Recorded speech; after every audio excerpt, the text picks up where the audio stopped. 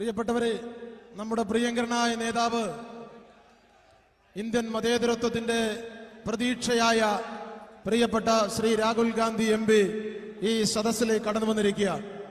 നമ്മളുടെ സമ്മേളന നടപടികൾ ആരംഭിക്കുകയാണ്.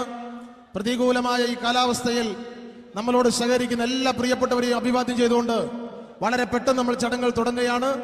ഈ യോഗത്തിന് സ്വാഗതം ആശംസിക്കുന്നതിന് വേണ്ടി ജില്ലാ കോൺഗ്രസ് കമ്മിറ്റിയുടെ ഉപാധ്യക്ഷൻ അഡ്വക്കേറ്റ് ബാബു മോഹൻ കുറുപ്പ് അവരെ ക്ഷണിക്കുക.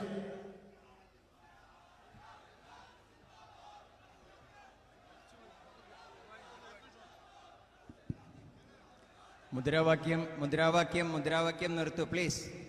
മുദ്രാവാക്യം നിർത്തൂ. നമ്മുടെ പ്രോഗ്രാം ആരംഭിക്കുകയാണ്. മുദ്രാവാക്യം നിർത്തൂ. മുദ്രാവാക്യം നിർത്തൂ പ്ലീസ്. മുദ്രാവാക്യം നിർത്തൂ. മുദ്രാവാക്യം നിർത്തൂ പ്ലീസ്. നോക്കൂ, സമയം വളരെയേറെ വൈകിയിരിക്കുന്നു. കാലവർഷം അതിൻ്റെ എല്ലാ രൗദ്രഭാവങ്ങളും കൈക്കൊണ്ടുകൊണ്ട് നിൽക്കുന്നു. ആകാശത്ത് ഒരു വലിയ മഴ കോള് കൂട്ടുകയാണ്. ഈ പ്രോഗ്രാം നിശ്ചയിച്ച സമയത്തേക്കാൾ വൈകിയിരിക്കുകയാണ്. നിങ്ങൾക്കറിയാമല്ലോ, നമ്മളുടെ ബഹുമാന്യനായ നേതാവ് പ്രിയങ്കരനായ രാഹുൽജിക്ക് ഈ പരിപാടി കഴിഞ്ഞും ഒട്ടേറെ കാര്യങ്ങളിൽ ബന്ധപ്പെടേണ്ടതുള്ളത് കൊണ്ട് വളരെ പെട്ടെന്ന് തന്നെ ഈ പരിപാടി അടുത്ത മഴയ്ക്ക് മുമ്പ് അവസാനിപ്പിക്കേണ്ടതുണ്ട്. അതുകൊണ്ട് പ്ലീസ് പ്ലീസ് KSU ശാന്തരാകൂ. മുദ്രാവാക്യം നിർത്തൂ പ്ലീസ് പ്ലീസ്. നോക്കൂ, നേരം വളരെ വൈകിയിരിക്കുന്നു. അതുകൊണ്ട് തന്നെ ആമുഖമൊന്നുമില്ലാതെ തന്നെ ഞാൻ എൻ്റെ ഏൽപ്പിച്ച ചുമതലയിലേക്ക് കടക്കുകയാണ്. നിങ്ങൾക്കറിയാം, ഇന്ത്യയുടെ ജനാധിപത്യത്തിൻ്റെയും മതേതരത്വത്തിൻ്റെയും കാവൽക്കാരൻ, ഇന്ത്യ ഇന്ന് ഭരിക്കുന്ന ഫാസിസ്റ്റ് ഭരണകൂടം 50 മണിക്കൂറല്ല, ഒരു യുഗം തന്നെ ചോദ്യം ചെയ്താലും നിശബ്ദനാക്കാൻ കഴിയില്ല എന്ന് ഇന്ത്യയിലെ ജനങ്ങളെ സാക്ഷ്യപ്പെടുത്തിയ ആരാധ്യനായ ബഹുമാന്യനായ പുതിയ കാലഘട്ടത്തിൽ ഇന്ത്യ രാജ്യത്തെ നയിക്കുവാൻ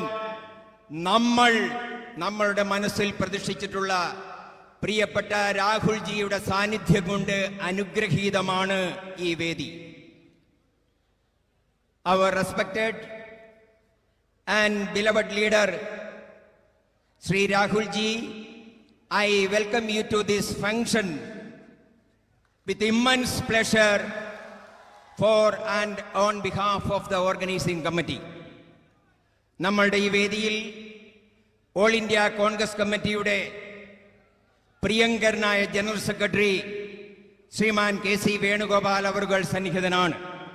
നിങ്ങൾക്കറിയാം, രാഹുൽജിയെ എൻഫോഴ്സ്മെന്റ് ഡയറക്ടറേറ്റ് ചോദ്യശരങ്ങളുടെ മുൻമുലയിൽ നിർത്തി നീതികെട്ട നെറികെട്ട ഭരണാധിപന്മാരുടെ കയ്യിലെ കളിപ്പാവട്ടയായ ED ചോദ്യശരങ്ങൾ ഉന്നയിച്ചപ്പോൾ ജനാധിപത്യ വിരുദ്ധമായി നമ്മളുടെ രാജ്യത്ത് പ്രവർത്തിച്ചപ്പോൾ അതിനെതിരെ ഡൽഹിയിൽ ഇന്ദ്രപ്രസ്ഥത്തിൽ ആ ജനാധിപത്യ ലംഘനത്തിനെതിരെ സമരം നയിക്കുവാൻ മുമ്പിൽ നിന്ന് അടരാടിയ പ്രിയപ്പെട്ട നമ്മളുടെ KC വേണുഗോപാൽ അവர்களെ നിങ്ങൾക്ക് ഓരോരുത്തർക്കും വേണ്ടി ഈ ചടങ്ങിന്റെ സംഘടനാ ഭാരവാഹികൾക്ക് വേണ്ടി ഈ വേദിയിലേക്ക് സ്വാഗതം ചെയ്യുന്നു. അതുപോലെ തന്നെ നിങ്ങൾക്കറിയാം, ബഹുമാന്യനായ കേരള പ്രദേശ് കോൺഗ്രസ് കമ്മിറ്റിയുടെ അധ്യക്ഷൻ ശ്രീമാൻ K. സുധാകരൻ അവറുകൾ ഈ വേദിയെ ധന്യമാക്കാൻ ഇവിടെ എത്തിയിട്ടുണ്ട്.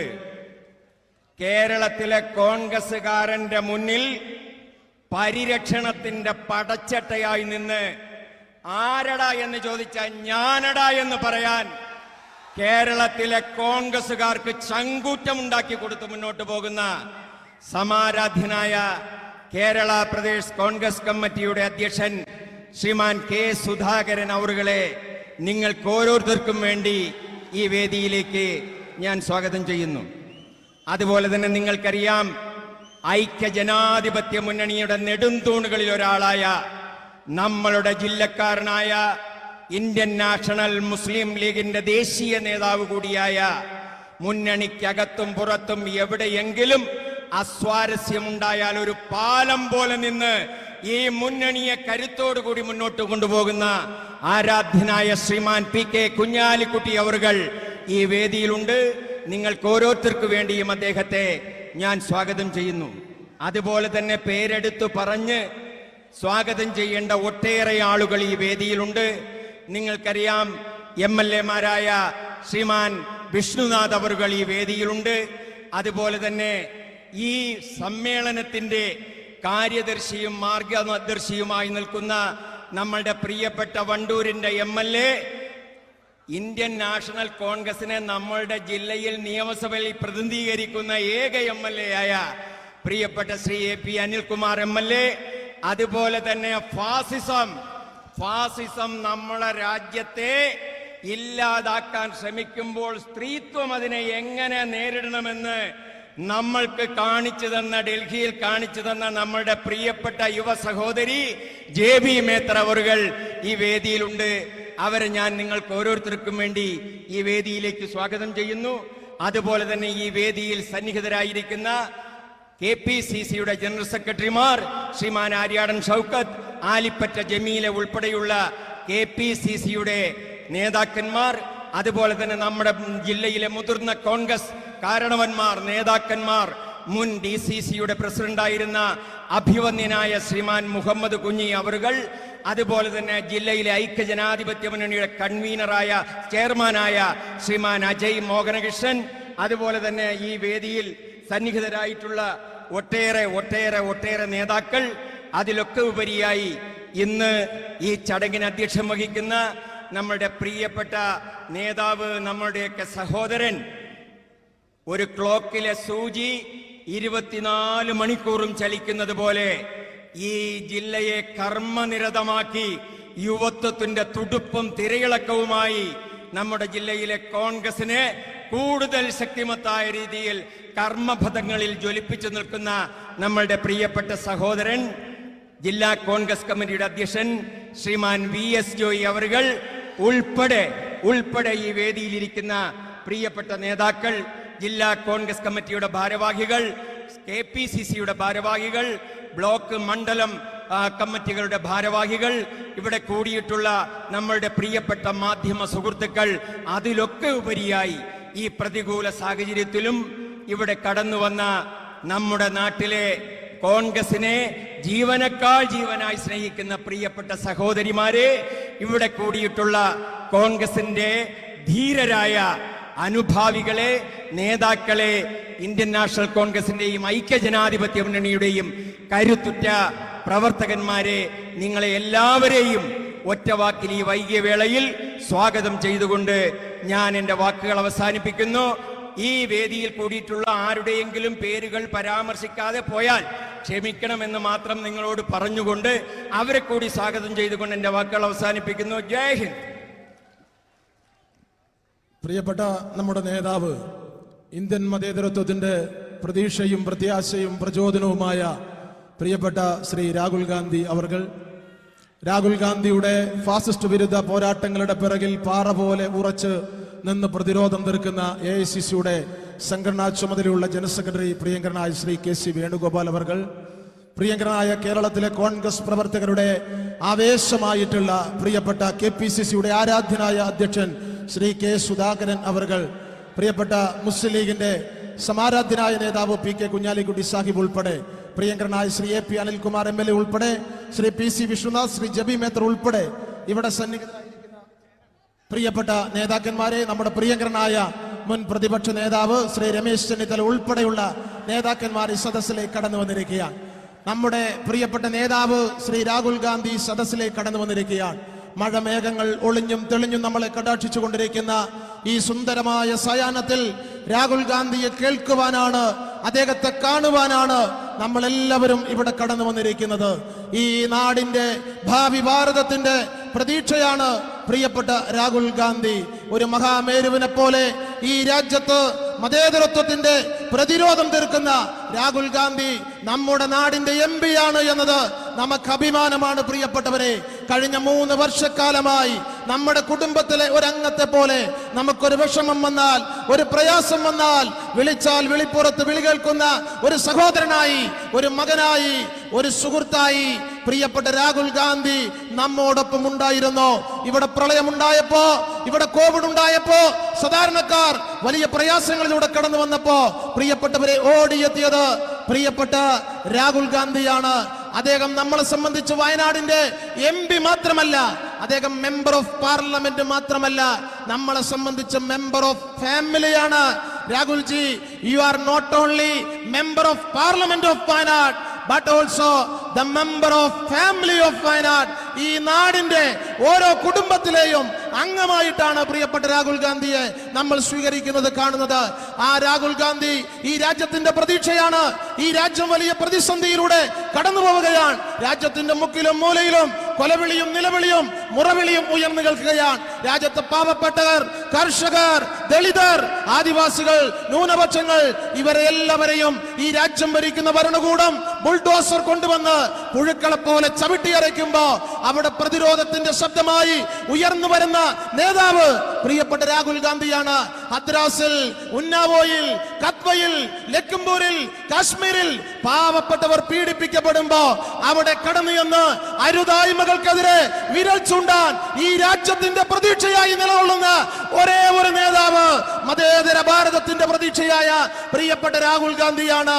ആ രാഹുൽ ഗാന്ധിയെ വേട്ടയാടാൻ ഈ രാജ്യം ഭരിക്കുന്ന ഭരണകൂടം ശ്രമിക്കുകയാണ്. മതേതര രാജ്യമായ ഇന്ത്യയെ ഒരു മതരാഷ്ട്രമാക്കി മാറ്റാൻ ശ്രമിക്കുന്ന നരേന്ദ്രമോദിയുടെ മുമ്പിലുള്ള ഏക മാർഗതടസ്സം രാഹുൽ ഗാന്ധിയാണെന്ന് തിരിച്ചറിഞ്ഞുകൊണ്ട് അദ്ദേഹത്തെ ED ഉപയോഗിച്ച് ഈ രാജ്യം ഭരിക്കുന്ന ഗവൺമെന്റ് വേട്ടയാടുമ്പോ നമ്മൾ പറയുന്നു, പകപോക്കൽ രാഷ്ട്രീയത്തെ, പ്രതികാര രാഷ്ട്രീയത്തെ അതിജീവിച്ചു വന്ന പാരമ്പര്യമാണ് നമ്മുടെ പാരമ്പര്യം. പ്രതികാര രാഷ്ട്രീയത്തിന്റെ പർവ്വത ശിഖരങ്ങൾ താണ്ടിക്കടന്ന് ഇന്ത്യൻ രാഷ്ട്രീയത്തിൽ ഒരു കൊടുങ്കാറ്റ് പോലെ തിരിച്ചു വന്ന ഇന്ദിരാഗാന്ധിയുടെ പൗത്രനാണ് പ്രിയപ്പെട്ട രാഹുൽ ഗാന്ധി എന്ന് പറയുന്ന നമ്മുടെ പ്രിയ നേതാവ്. ഈ രാജ്യം ഭരിക്കാൻ വന്ന ഡിവൈഡ് ആൻഡ് റൂൾ പോളിസിയുമായി വന്ന വെള്ളപ്പട്ടാളക്കാരെ അവരുടെ വെടിയുണ്ടകൾക്ക് മുമ്പിൽ വിരിമാറ് കാട്ടിയ പാരമ്പര്യമാണ് കോൺഗ്രസിന്റെ പാരമ്പര്യം. അല്ലാതെ വെള്ളപ്പട്ടാളക്കാരന്റെ വെളുത്ത് തേച്ചു മിനുക്കിയ ഷൂസ് നക്കി നക്കി നാവ് തേഞ്ഞു പോയവരുടെ പാരമ്പര്യമല്ല കോൺഗ്രസിന്റെ പാരമ്പര്യം. അതുകൊണ്ട് ആ കോൺഗ്രസിന്റെ പാരമ്പര്യം മുറുകെ പിടിച്ചുകൊണ്ട് ഈ രാജ്യത്തെ ഫാസിസത്തിന്റെ കരാളകസ്തങ്ങളിൽ നിന്ന് മോചിപ്പിക്കാൻ ഒരു രണ്ടാം സ്വാതന്ത്ര്യ സമരത്തിന് രാഹുൽ ഗാന്ധി ഈ രാജ്യത്ത് നേതൃത്വം നൽകുമ്പോ ആ രാഹുൽ ഗാന്ധിക്ക് കരുത്തു പകരുക എന്ന കാലഘട്ടത്തിന്റെ ദൗത്യം ഏറ്റെടുത്തുകൊണ്ടാണ് പ്രിയപ്പെട്ടവരെ നമ്മൾ മുന്നോട്ട് പോകുന്നത്. ഈ പോരാട്ടത്തിൽ രാഹുൽ ഗാന്ധി ഒറ്റയ്ക്കല്ല.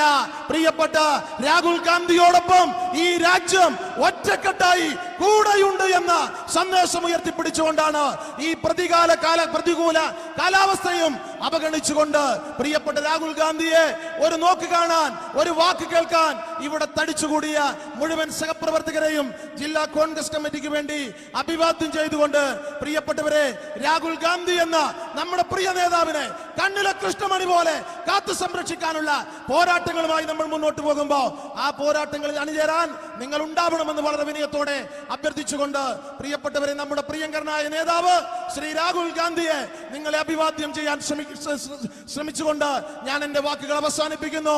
Next I would like to welcome dear honorable leader Rahul ji to inaugurate this gathering.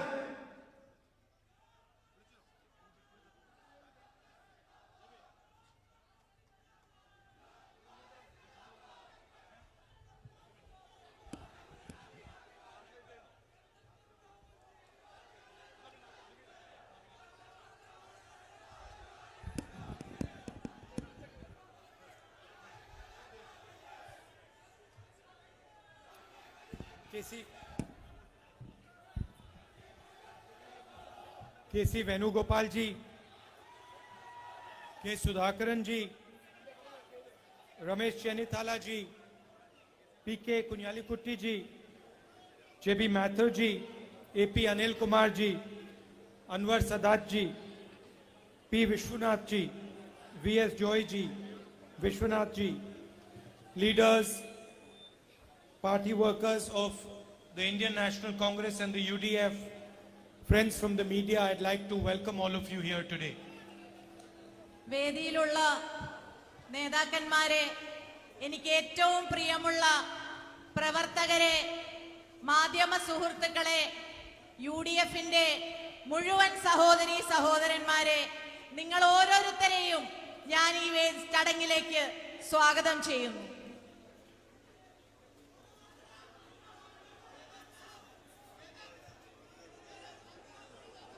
You are all aware about what is happening in our country today. നിങ്ങൾക്ക് എല്ലാവർക്കും അറിയാവുന്ന കാര്യമാണ് നമ്മുടെ രാജ്യത്ത് ഇന്ന് എന്താണ് സംഭവിച്ചുകൊണ്ടിരിക്കുന്നത് എന്നത്. The BJP government, the Prime Minister are spreading hatred every single day. BJP സർക്കാരും നരേന്ദ്രമോദിയും ഏറ്റവും കൂടുതൽ വിഷം രാജ്യത്തെമ്പാടും ചലിപ്പിച്ചുകൊണ്ടിരിക്കുകയാണ്. Our institutions that represent the voice of our people are being attacked and captured by the RSS and the BJP.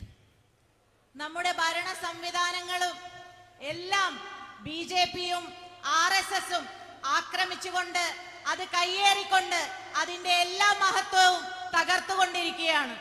And the voice of the people of India is being crushed. നമ്മുടെ രാജ്യത്തെ ജനങ്ങളുടെ ശബ്ദം അടിച്ചമർത്തപ്പെട്ടിരിക്കുകയാണ്. Anybody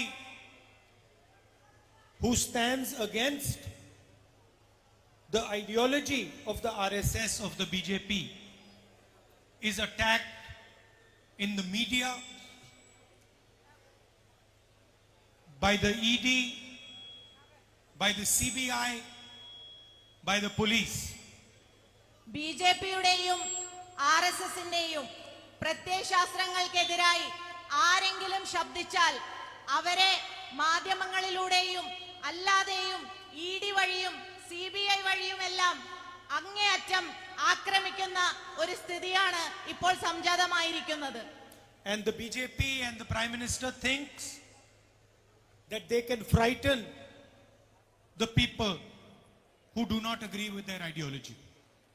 BJPയും പ്രധാനമന്ത്രിയും കരുതുന്നത് ഇങ്ങനെ ചെയ്യുന്നത് വഴി ജനങ്ങളെ പേടിപ്പിക്കാം എന്ന്, അവരെ നിശബ്ദരാക്കാം എന്നാണ്. But there are many people in this country who are not frightened of the Prime Minister, of the BJP, of the RSS and their capture of the institution. നമ്മുടെ രാജ്യത്ത് ആയിരക്കണക്കിന്, പതിനായിരക്കണക്കിന്, ലക്ഷക്കണക്കിന് ജനങ്ങളുണ്ട്. അങ്ങനെ പല അവരാരും BJPയെയോ പ്രധാനമന്ത്രിയെയോ ഭയക്കുന്നവരല്ല. ഇനി എന്ത് സംഭവിച്ചാലും The BJP thinks that by interrogating me for 5 days, asking me the same questions again and again and again and again for 55-60 hours, I will get worried. BJP കരുതുന്നത് എന്നെ 5 ദിവസം 50 മണിക്കൂറിലേറെ നേരം ചോദ്യം ചെയ്തു കഴിഞ്ഞാൽ ഞാൻ പേടിക്കും, അല്ലെങ്കിൽ ഞാൻ ഭയക്കും എന്നാണ്. There cannot be a bigger joke than this. ഇതിനേക്കാളും വലിയൊരു തമാശ മറ്റൊന്നില്ല. In fact, while I was being interrogated for 5 days, I was wondering, after I left, I was wondering why they only interrogated me for 5 days. സത്യത്തിൽ എന്റെ ചോദ്യം ചെയ്യൽ കഴിഞ്ഞപ്പോൾ ഞാൻ ആലോചിക്കുകയായിരുന്നു, എന്തുകൊണ്ടാണ് അവർ 5 ദിവസം മാത്രം എന്നെ ചോദ്യം ചെയ്യുന്നത് എന്ന്. Why not 10 days? എന്തുകൊണ്ട് 10 ദിവസം ചെയ്തുകൂടാ? I thought maybe I'm not opposing them strongly enough. ഞാൻ വിചാരിച്ചു ഞാൻ ചിലപ്പോൾ കുറച്ചുകൂടി എതിർക്കാതിരിക്കുന്നത് കൊണ്ടായിരിക്കും അവര് 10 ദിവസം ചോദ്യം ചെയ്യാത്തത് എന്ന്. Right, so we are not scared of these people. ഞങ്ങൾക്ക് പേടിയില്ല, നമുക്ക് പേടിയില്ല, നമുക്ക് ഇവരെ ആരെയും ഭയമില്ല. And we are not going to let these people destroy the fabric of our country. നമ്മുടെ രാജ്യത്തിന്റെ മതേതരത്വം നമ്മുടെ രാജ്യത്തിന്റെ എല്ലാം തകർക്കാൻ നമ്മൾ ഇവരെ അനുവദിക്കില്ല. We don't believe in violence like they do. നമ്മൾ അക്രമത്തിൽ വിശ്വസിക്കുന്നില്ല അവരെ പോലെ. We do not believe in dividing society like they do. നമ്മൾ വിശ്വസിക്കുന്നില്ല അവരെ പോലെ. They are complaining about the umbrellas. They want the umbrellas to be put down.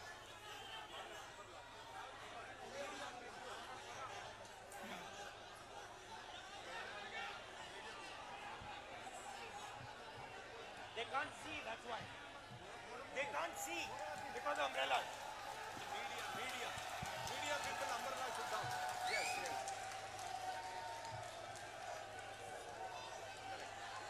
Okay, good.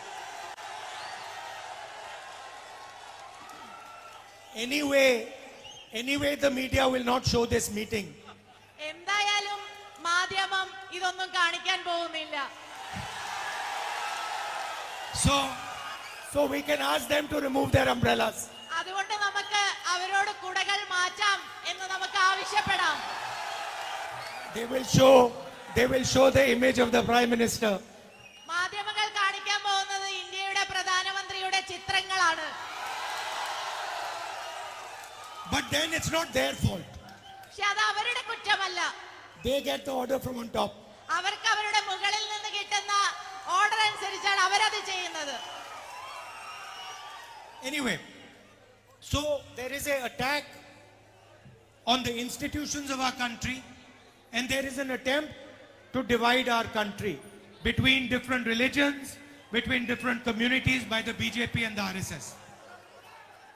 നമ്മുടെ ഭരണ സംവിധാനങ്ങളെയും എല്ലാം തകർക്കാനുള്ള RSSന്റെയും BJPയുടെയും നേതൃത്വത്തിൽ മതങ്ങളെ മനുഷ്യരെ തമ്മിൽ മതങ്ങളുടെ പേരിൽ തമ്മിലടിപ്പിക്കാനുള്ള ശ്രമങ്ങൾ നടന്നുകൊണ്ടിരിക്കുകയാണ്. And we have to stand against this attack on the Indian nation. ഈ അതിക്രമത്തിനെതിരെ നമ്മുടെ രാജ്യത്തിന് നേരെയുള്ള ഈ അതിക്രമത്തിനെതിരെ നമ്മൾ ശക്തമായ പ്രതിരോധം തീർക്കണം. And the more they try to divide society, the more they try to play one religion against another, the more we have to unify our country and bring people together. അവരെത്രത്തോളം നമ്മളെ തമ്മിൽ അടുപ്പിക്കാൻ തീരുമാനിക്കുന്നു, എത്രത്തോളം വിഷം കുത്തിവെക്കാൻ അവർ നോക്കുന്നുവോ അതിനേക്കാൾ എല്ലാം കൂടുതൽ നമ്മൾ നമ്മുടെ രാജ്യത്തെ ഒരുമിപ്പിക്കാനുള്ള ശ്രമങ്ങളുമായി മുന്നോട്ട് പോകണം. And the BJP is not only attacking the social fabric of our country. BJP നമ്മുടെ സാമൂഹ്യ ഘടന മാത്രമല്ല ആക്രമിക്കുന്നത്. They are also attacking the economic backbone of our country. അവര് നമ്മുടെ സാമ്പത്തിക അടിസ്ഥാനം വരെ തകർക്കുകയാണ്. And ensuring that only 3 or 4 big businessmen get all the advantage of the economics of this country. 3-4 ആളുകൾക്ക് മാത്രം സാമ്പത്തിക നേട്ടം ലഭിക്കുന്ന സാഹചര്യത്തിന് വേണ്ടി മാത്രമാണ് BJP ശ്രമിക്കുന്നത്. So if you look at demonetization and you look at the way they have designed the GST, it is aimed at destroying small and medium businesses in our country. നിങ്ങൾക്ക് നോക്കിക്കഴിഞ്ഞാൽ മനസ്സിലാവും, നോട്ട് നിർത്തലാക്കലാണെങ്കിലും GST നടത്തിപ്പാണെങ്കിലും ഇതെല്ലാം ലക്ഷ്യം വെക്കുന്നത് സാധാരണക്കാരെ തകർക്കുകയും കുറച്ചുപേരെ സംരക്ഷിക്കുകയും മാത്രമാണ്. And ensuring that 2 or 3 big businessmen get all the benefits. 2-3 ബിസിനസ്സുകാർക്ക് മാത്രം ലാഭം കൊയ്യാനുള്ള സാഹചര്യങ്ങൾ ഒരുക്കുക എന്നത് മാത്രമാണ് അവരുടെ ലക്ഷ്യം. And you can see the effect of this airport after airport, port after port, infrastructure project after infrastructure project goes to the same business people.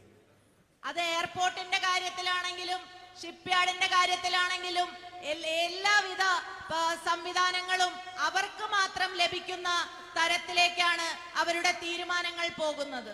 But it is small and medium businesses that provide jobs to our country. നമ്മുടെ ചെറുകിട സംവിധാനങ്ങളാണ്, ചെറുകിട സംവിധാനങ്ങളെ തകർക്കുവാനുള്ള തീരുമാനങ്ങളുമായി അവർ മുന്നോട്ട് പോകുമ്പോൾ നമ്മൾ ഓർക്കേണ്ടത് ചെറുകിട സംവിധാനങ്ങളാണ് നമ്മുടെ സമ്പദ് വ്യവസ്ഥയെ താങ്ങി നിർത്തുന്നത്. So by doing demonetization, by applying a flawed GST, by passing the 3 farm laws, the BJP government is ensuring that India will not be able to give employment to its people. തെറ്റായ GST നടപ്പിലാക്കുന്നത് വഴിയും not നിർത്തലാക്കൽ വഴിയും അതേപോലെ 3 കർഷക നിയമം കൊണ്ടുവരുന്നത് വഴിയുമെല്ലാം ഇവർ ചെയ്യാൻ ശ്രമിക്കുന്നത് നമ്മുടെ ഇന്ത്യയുടെ സമ്പദ്ഘടനയെ തകർക്കാനാണ്. So with the social disharmony that they are creating, they are also creating a economic disaster. സാമൂഹ്യ സംവിധാനങ്ങൾ തകർക്കപ്പെടുമ്പോൾ അതേപോലെ തന്നെ സാമ്പത്തിക അടിത്തറയും നമ്മുടെ ഇല്ലാതായിക്കൊണ്ടിരിക്കുകയാണ്. A India where very few people control all the wealth and millions of people are left with nothing. വളരെ കുറച്ചു പേർ മാത്രം എല്ലാ സമ്പാദ്യവും കൈകാര്യം ചെയ്യുകയും കോടിക്കണക്കിന് ആളുകൾ ഒന്നുമില്ലാതെ നിൽക്കുകയും എന്നുള്ള ഒരു അവസ്ഥാവിശേഷം. And when you see the youth of this nation protest against unemployment like they did just a few days ago when the government announced the Agniveer scheme, they are crushed by the BJP.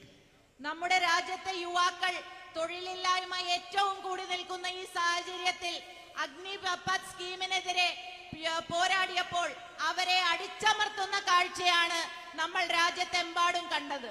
But the country is going to have to face the disaster that the BJP has created. നമ്മുടെ രാജ്യത്തിന് ഇവർ കൊണ്ടുവരുന്ന തീരുമാനങ്ങൾ, ഇവർ കൈക്കൊള്ളുന്ന തീരുമാനങ്ങൾ കൊണ്ടുണ്ടാകുന്ന ഏറ്റവും വലിയ നഷ്ടങ്ങളെല്ലാം നമ്മൾ നേരിടേണ്ട ഒരു സ്ഥിതിവിശേഷമാണ്. It is going to have to deal with the consequences of these actions. ഇതിനെല്ലാം വലിയ പരിമിത ഫലങ്ങളാണ് ഉണ്ടാകാൻ പോകുന്നത്. And there is only one ideology that can deal with it, and that is the ideology of the Congress and the ideology of the UDF. ഇതിനെല്ലാം നേരിടാൻ ഒരൊറ്റ പ്രത്യയശാസ്ത്രത്തിന് മാത്രമേ കഴിയുകയുള്ളൂ. അത് കോൺഗ്രസിന്റെ പ്രത്യയശാസ്ത്രമാണ്, അത് UDFന്റെ പ്രത്യയശാസ്ത്രമാണ്. There is no other answer. You will see. There is no other answer for India. ഇതിന് മറ്റൊരു ഉത്തരമില്ല. നിങ്ങൾ എത്ര നോക്കിയാലും ഇതിന് മറ്റൊരു ഉത്തരമില്ല. ഇന്ത്യക്കുള്ള ഉത്തരം കോൺഗ്രസിന്റെ പ്രത്യയശാസ്ത്രമാണ്. The choice is not between BJP and the Congress. The choice is between Congress and disaster. ഇതിന് മുന്നിലുള്ള ഓപ്ഷൻ എന്ന് പറയുന്നത് BJP വേണോ കോൺഗ്രസ് വേണോ എന്നുള്ളതല്ല, കോൺഗ്രസ് ആണോ ഡിസാസ്റ്റർ ആണോ എന്നുള്ളതാണ് മുന്നിലത്തെ നമ്മുടെ മുന്നിലുള്ള ചോദ്യം. Choice is between Congress ideology, Congress or intense anger and hatred in society. Congress പ്രത്യയശാസ്ത്രമാണോ ഒരു വശത്ത്, അല്ലെങ്കിൽ മറുവശത്ത് ഏറ്റവും കൂടുതൽ വെറുപ്പിന്റെ രാഷ്ട്രീയമാണോ വേണ്ടത് എന്നാണ്. And we know eventually that we will be the people who will bring this country together again. നമുക്കറിയാം അവസാനം ഇന്ത്യൻ നാഷണൽ കോൺഗ്രസ് നമ്മൾ തന്നെയായിരിക്കും ഈ രാജ്യത്തെ രക്ഷപ്പെടുത്തുന്നതും ഈ രാജ്യത്തെ മുന്നോട്ട് നയിക്കുന്നതും. Now I want to ask you one question about the CPM. എനിക്ക് നിങ്ങളോട് ഒരു ചോദ്യം ചോദിക്കുവാനുണ്ട് CPM-നെ കുറിച്ച്. So it is quite clear that anybody who opposes the BJP faces ED. ഒരു കാര്യം വളരെ വ്യക്തമാണ്. ആരെല്ലാം BJP-യെ എതിർക്കുന്നുവോ അവർക്ക് ED-യെ നേരിടേണ്ടി വരും. I view my 5 days of interrogation like a medal. ഞാൻ എന്റെ 5 ദിവസത്തെ ചോദ്യം ചെയ്യലെന്നെ കാണുന്നത് എനിക്കൊരു മെഡൽ ലഭിച്ച പോലെയാണ്. And I am hoping that they do it again 3, 4, 5, 6, 10 times. ഞാൻ പ്രതീക്ഷിക്കുന്നതും ഞാൻ ആഗ്രഹിക്കുന്നതും അവരൊരു 3, 4, 5, 10 പ്രാവശ്യം എന്നെ അതേപോലെ ചെയ്യട്ടെ എന്നാണ്. Now my question is, why is it that I am being questioned for 5 days in ED And the Chief Minister of Kerala is not being questioned at all. അപ്പൊ എന്റെ ചോദ്യം എന്താണെന്ന് വെച്ചാൽ എന്നെ 5 ദിവസം ഇഡി ചോദ്യം ചെയ്തു, പക്ഷേ എന്തുകൊണ്ടാണ് കേരളത്തിന്റെ മുഖ്യമന്ത്രിയെ ഇഡി ഒരു ദിവസം പോലും ചോദ്യം ചെയ്യാത്തത് എന്നാണ്. Why is it that the government of India, which has ED, CBI, which uses these instruments against anybody who opposes them, why is it that they're not using it against the Chief Minister of Kerala?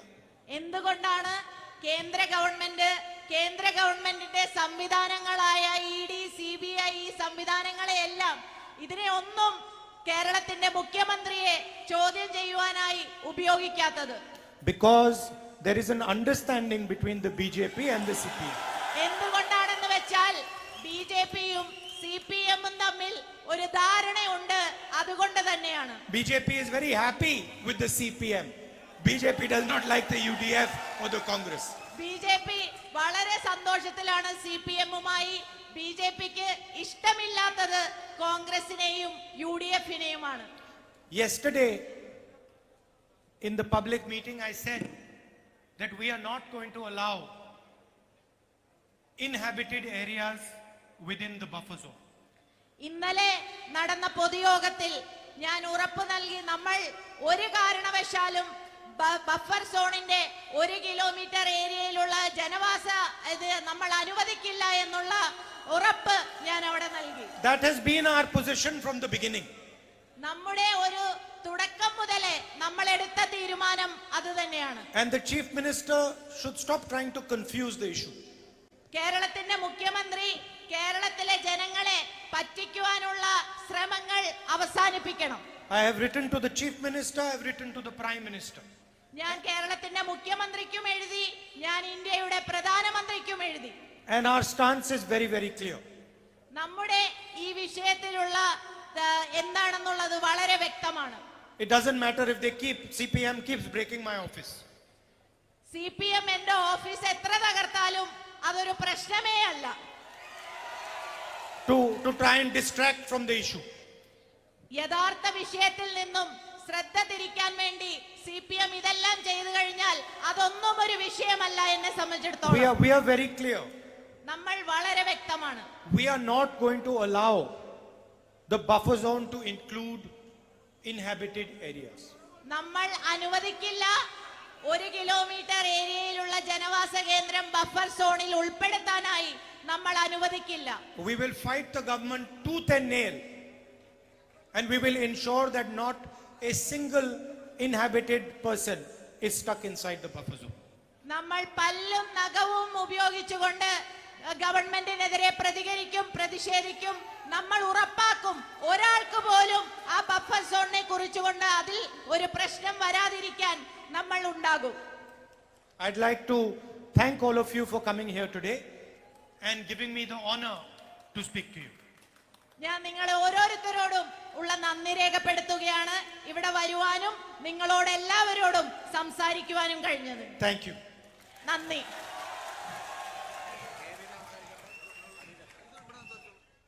പ്രിയപ്പെട്ടവരെ, നമ്മുടെ നേതാക്കളെല്ലാം സംസാരിക്കുന്നുണ്ട്. ഇവിടെ ആദ്യം വന്ന പ്രിയപ്പെട്ട മുസ്ലിം ലീഗിന്റെ പ്രിയങ്കരനായ നേതാവ്, പ്രതിപക്ഷ ഉപനേതാവ്, അദ്ദേഹത്തിന് മറ്റൊരു പരിപാടിയിൽ പങ്കെടുക്കേണ്ടത് വളരെ നേരത്തെ ഇവിടെ എത്തിച്ചേർന്നു.